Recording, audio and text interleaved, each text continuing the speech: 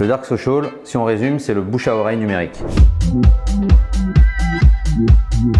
Alors le dark social, qu'est-ce que c'est? En gros, c'est toutes les interactions, tous les partages qui peuvent avoir lieu dans des espaces qui sont des espaces privés et qui donc ne peuvent pas être mesurés par tous les outils d'analytics dont on dispose. Alors dark social, la première fois que le terme a été employé, c'était dans un article de 2012, donc ça fait déjà un bout de temps.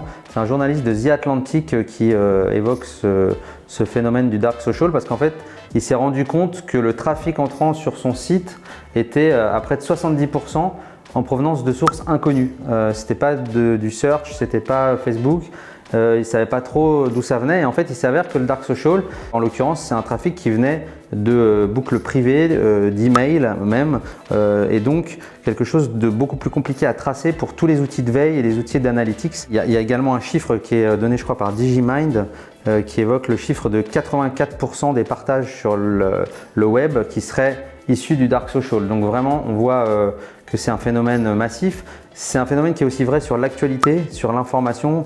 Vous en êtes peut-être rendu compte, on a vraiment une baisse de la visibilité des contenus d'information qui sont présentés de manière publique sur nos fils, notamment sur Facebook ou même sur Twitter.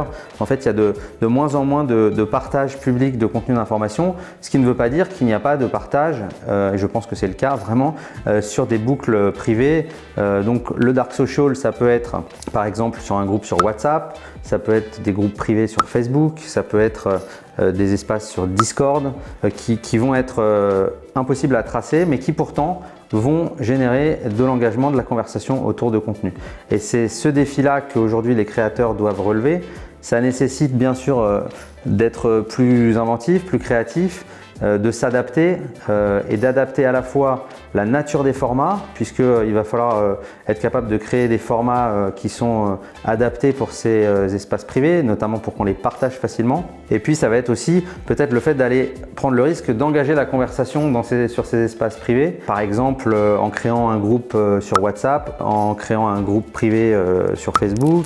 Si on y arrive, là c'est pour le coup c'est vraiment jackpot entre guillemets parce qu'on se retrouve dans un espace qui est un espace plutôt intime qui va faire que l'engagement et l'attention qu'on va porter au contenu qui nous arrive sur ces espaces va être beaucoup plus important. Les réseaux sociaux sont de plus en plus fragmentés, de plus en plus éclatés, mais il y a aussi cette nouvelle dimension qui est celle de la dimension entre le public et le privé.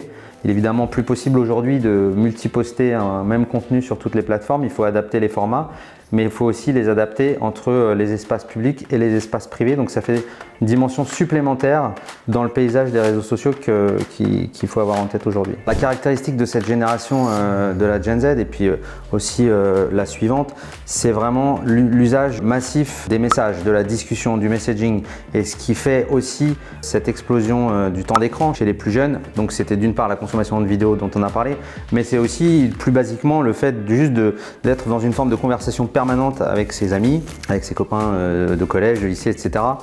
Et d'être dans un flux de messages ininterrompus.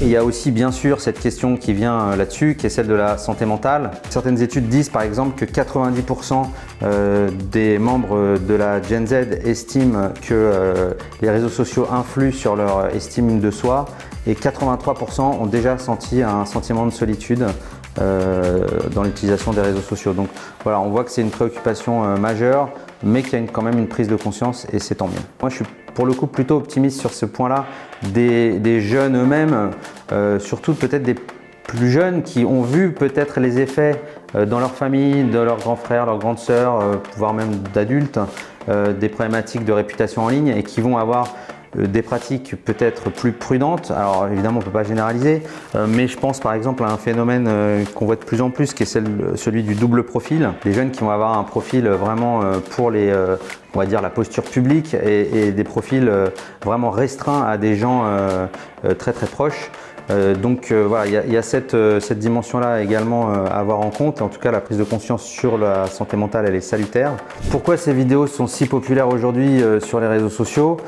Alors déjà, c'est sans doute qu'elles sont addictives, mais c'est surtout et avant toute chose qu'elles sont littéralement partout, sur toutes les plateformes.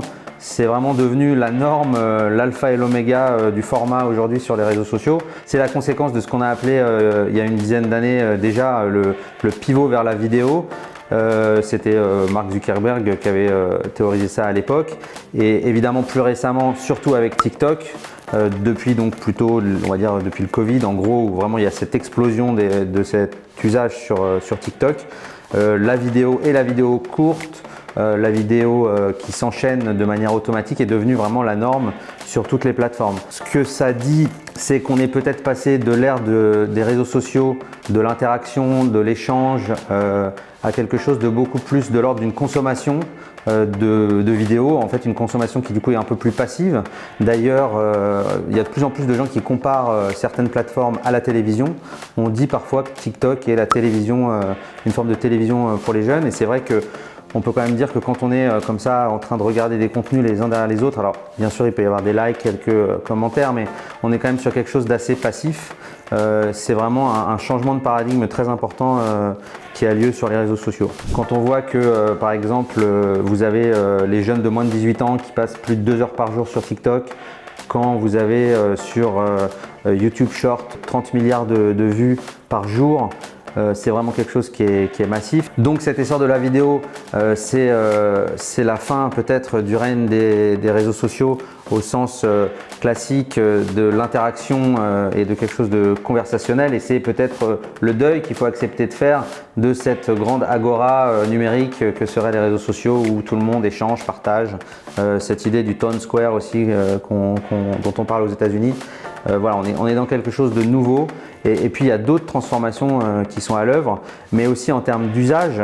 Par exemple, en termes de chiffres, aujourd'hui vous avez 85% des vidéos qui sont regardées sur les réseaux sociaux qui sont sans le son. Donc ça veut dire qu'il va falloir vraiment penser évidemment à tout ce qui est sous-titrage. Et puis un autre chiffre, c'est vraiment le chiffre du temps d'attention que les audiences consacrent à une vidéo qui n'excède pas 8 secondes. Donc on voit qu'on est vraiment dans une économie de l'attention qu'il faut absolument réussir à conquérir pour les marques et pour les créateurs pour pouvoir capter vraiment les audiences sur les plateformes. Au-delà de ce pivot vers la vidéo qui est déjà à l'œuvre depuis plusieurs années, il y a bien sûr la question aussi du mouvement vers des flux qui sont beaucoup plus algorithmiques, avec des flux qui sont pour chacun en fait personnalisés en fonction, en tout cas c'est ce que promettent les plateformes des contenus qu'on a pu observer. Donc c'est un peu l'idée de chacun ses tendances, chacun ses trends. C'est vraiment l'idée du pour toi sur TikTok qui va être répliqué sur toutes les autres plateformes peu ou prou de la même manière. L'autre grand mouvement qui est à l'œuvre bien sûr, c'est l'IA générative, qui provoque d'une part une explosion des contenus, une inflation du nombre de contenus, et puis surtout qui a pour conséquence que nous sommes de plus en plus confrontés à des contenus synthétiques, semi-artificiels ou complètement artificiels, qui posent donc un vrai sujet de confiance sur les contenus qu'on consomme. Sont-ils générés entièrement ou partie par l'IA? Si c'est le cas, qui est le commanditaire, etc., etc. Donc on voit qu'il y a aussi cette question derrière qui se pose tout de suite, qui est celle de la confiance, et je pense que peut-être la valeur aujourd'hui la plus importante et qui va prendre de plus en plus d'importance dans les prochaines années, c'est celle de la confiance. Peut-être un peu moins celle de la visibilité, de la viralité, et plus celle de la confiance. Qui dit dark partage, bien sûr, dit espace privé, et donc impossibilité de quelque part voir ce qui se passe dans ces espaces privés, et c'est aussi quelque part une bonne nouvelle pour nos données personnelles, mais en même temps c'est bien sûr la possibilité pour tout un chacun de partager des contenus qui sont évidemment des contenus nocifs ou toxiques. Mais on parle aussi beaucoup de Telegram, où là on est sur des espaces privés ou semi-privés, où également la désinformation trouve des canaux tout à fait propices à se partager. Et donc bien sûr ça présente une grande menace pour tout l'écosystème numérique, l'écosystème informationnel, et un défi d'autant plus grand à relever également pour les médias qui font du fact-checking par exemple, puisqu'avant que ces contenus finissent par arriver dans les sphères publiques, ils ont eu le temps beaucoup et souvent de se propager et d'essaimer sous les radars. et donc on peut aussi perdre un peu de temps ou peut-être beaucoup de temps pour pouvoir les débunker et lutter contre ce fléau de la désinformation et des fake news bien sûr.